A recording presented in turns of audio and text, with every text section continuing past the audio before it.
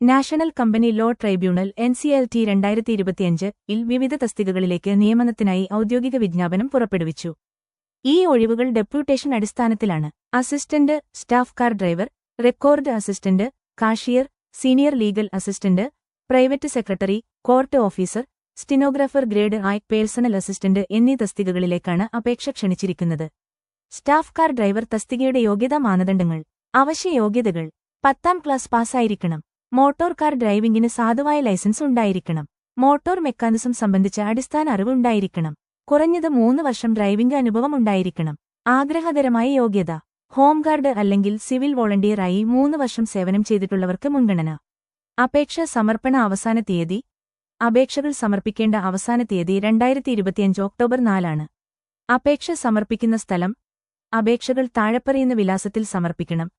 Secretary, NCLT, national company law tribunal, 6ാം നില, block 3, CGO complex, Lodhi road, New Delhi 1,10,003.